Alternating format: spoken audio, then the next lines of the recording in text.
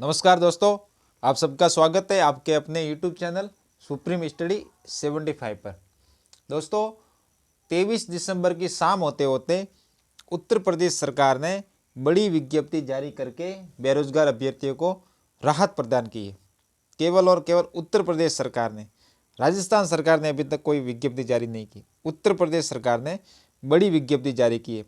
कितने पद है, पद का नाम क्या है, किस कैटेगरी में कितने पद है, पूरी बात करेंगे इस वीडियो में। आप इधर देख सकते हैं कि ये जो यूपी गवर्नमेंट है उसने आरक्षित नागरिक पुलिस के लगभग 60,000 पदों पर यह विज्ञापन जारी किया है आज की डेट में। आप देख सकते हैं 23 दिसंबर। इसमें जनरल कैटेगरी के जो अभ्यर्थी है यानी पदों की संख्या है वो लगभग 24,102 रहने वाली पद है। ये EWS के 6,024 पद, OBC के 16,264 पद, SC के लिए 12,650 और ST के लिए 1,204 सबसे कम पद ST में ली। तो टोटल मिलाकर ये 60,000 पदों पर विज्ञप्ति जारी हो गई है आज की डेट में। कौन पात्र है? तो महिला और पुरुष दोनों इसमें फॉर्म भर सकते हैं। उसके अलावा सरकार के द्वारा क्या कहा गया है कि ये जो विज्ञप्ति है, ये विज्ञप्ति परीक्षा के पूर्व किसी भी समय रिक्तियों की संख्या परिवर्तित की जा सकती। यानी फॉर्म भरे गए, भरने के बाद में जब एग्ज़ाम होगा, एग्ज़ाम होने से पहले ये जो पद है उन पदों में परिवर्तन किया जा सकता है सरकार के द्वारा। यानी पद बढ़ाए भी जा सकते हैं और घटाए भी जा सकते, ठीक है। उसके अलावा ये जो भर्ती है वो किसी भी समय भर्ती के किसी स्तर पर बिना कोई कारण बताए निरस्त भी की जा सकती है। यानी सरकार के द्वारा ये भर्ती निरस्त भी की जा सकती किसी भी स्तर पर। किसी भी स्तर का मतलब लिखित परीक्षा हो गई, उसके बाद में फिजिकल होना है तो फिजिकल से पहले भी वो सरकार है वो भर्ती रद्द कर सकती। ये उस नोटिफिकेशन में पूरा लिखा गया है, कहा गया है, ताकि वो अभ्यर्थी कहीं रीट न लगाए आगे जा कर के। तो उसने नोटिफिकेशन में ये बातें पूरी सरकार ने कही है, ठीक है। फॉर्म भरने की स्टार्ट डेट तो 27 तारीख है, 2 दिन बाद में इसी महीने की। लास्ट डेट फॉर्म भरने की 16 जनवरी है और पेमेंट जमा कराने और उसमें संशोधन यानी करेक्शन की डेट है वो अगले महीने की 18 तारीख है, ठीक है। उसके अलावा फीस वगैरह क्या रहेगी?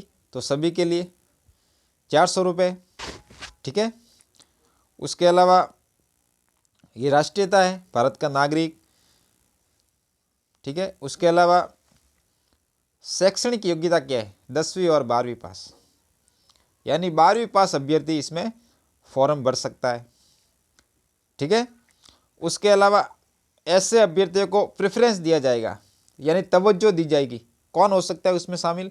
जिसके पास में कंप्यूटर का ओ स्तर का सर्टिफिकेट हो, उसके अलावा उसने सेना में 2 वर्ष तक सेवाएं की हो, उसके अलावा उसके पास में NCC का B ग्रेड का प्रमाण पत्र होना। राष्ट्रीय कैडेट कोर जो है NCC, उसका उसके पास में B ग्रेड का सर्टिफिकेट है, प्रमाण पत्र, तो वो इसमें तवज्जो पा सकता है, यानी उसको तवज्जो दी जाएगी, ठीक है। उसके अलावा उम्र भी देख सकते हैं आप, 18 वर्ष है मिनिमम। उसके अलावा वैवाहिक स्थिति, ठीक है, शारीरिक स्वस्थता। उसके अलावा लिखित परीक्षा की बात करें तो लिखित परीक्षा लगभग 300 अंकों की होगी और उसमें केवल आपको 2 घंटे दिए जाएंगे और उसमें भी 4 सब्जेक्ट होंगे। कौन कौन से? सामान्य ज्ञान, सामान्य हिंदी, मानसिक योग्यता और उसके अलावा मेंटल एबिलिटी। 4 तो सब्जेक्ट और 300 अंकों की एग्जाम परीक्षा और 2 घंटे का समय। प्रश्न कितने होंगे? 150 होंगे, यानी हर एक अंक 2 नंबर, हर एक प्रश्न है वो 2 नंबर का होगा। उसके अलावा 0.5 है वो ऋणात्मक माइनस मार्किंग पे होगी, ठीक है।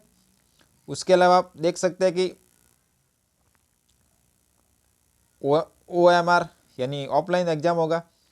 उसके अलावा लिखित परीक्षा के बाद में फिजिकल होगा। और फिजिकल में क्या है, एक देख कि जो फिजिकल है, फिजिकल में जो जनरल, OBC और SC कैंडिडेट है उनके लिए हाइट 168 सेंटीमीटर होनी अनिवार्य है। किसके लिए? जनरल, OBC और SC कैंडिडेट के लिए। और जो ST का होगा उसके लिए केवल 160 सेंटीमीटर है वो हाइट होनी जरूरी है। ठीक है। और सीना कितना? तो जो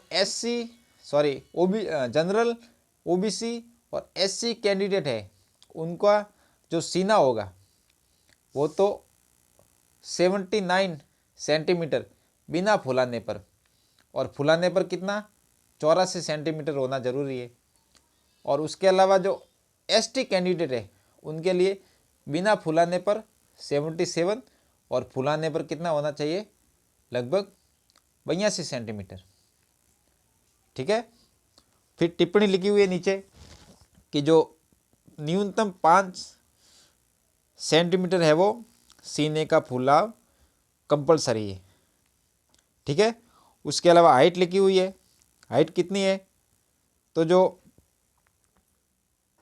जनरल, OBC और SC के महिला अभ्यर्थी है, महिलाओं के लिए, ठीक है, उनके लिए तो 152 है। और ST की जो महिला है उनके लिए 147 सेंटीमीटर है वो हाइट। और वजन है वो कम से कम मिनिमम 40 किलोग्राम वजन होना जरूरी है। ठीक है। उसके अलावा ये दौड़ का है, दौड़ क्या रहेगी, कितनी रहेगी? ठीक है। उसके अलावा आरक्षण में छूट है उम्र में, तो किसको कितनी है? तो SC को 5, ST को 5, उसके अलावा OBC को है वो 5 वर्ष आयु सीमा में छूट है मैक्सिमम में। उसके अलावा भूतपूर्व सैनिक है उसको 3 वर्ष की है वो छूट रहने वाली। ठीक है। उसके अलावा ये आप जानकारी है वो पूरी इस नोटिफिकेशन में पढ़ सकते हैं, क्या है पूरी और जानकारी। ठीक है। उसके अलावा फोटोग्राफ है वो कितना रहेगा KB का, कितनी क्या साइज रहेगी, ठीक है, कौन सी फाइल रहेगी, JPG रहेगी, PDF रहेगी। ठीक है। उसके अलावा ये जो लिखित परीक्षा का सिलेबस है, सामान्य ज्ञान का, ये भारत का इतिहास, भारत सामान्य विज्ञान, संविधान, उसके अलावा हिंदी में पूरा विलोम शब्द है, व्याकरण है, पर्यायवाची शब्द है, तत्सम तद्भव शब्द है, वाच्य है, काल है, अवयव है। उसके अलावा मेंटल एबिलिटी है, उसके अलावा रीजनिंग है। ठीक है। तो आप देख सकते हैं। उसके अलावा ये फॉर्म है SC ST OBC के लिए उत्तर प्रदेश सरकार द्वारा जारी। ठीक है। तो आप देख सकते हैं पूरा नोटिफिकेशन में, आप नोटिफिकेशन पूरा पढ़ सकते हैं और पढ़ करके ही आप अप्लाई करें। बड़ी वैकेंसी है, ज़्यादा पद है, अलग अलग कैटेगरी में अलग अलग पद है और ज़्यादा पद है। तो आप बड़ी तैयारी करके, अच्छी तैयारी करके इसमें सिलेक्शन पा सकते हैं, सिलेक्शन ले सकते हैं। तो आप फॉर्म अप्लाई कर सकते हैं। आने वाले 27 तारीख से फॉर्म स्टार्ट है। ज़्यादा से ज़्यादा फॉर्म भरें और ज़्यादा से ज़्यादा तैयारी करके कम से कम अपनी एक सीट को है वो फिक्स करें और सिलेक्शन लें। ठीक है।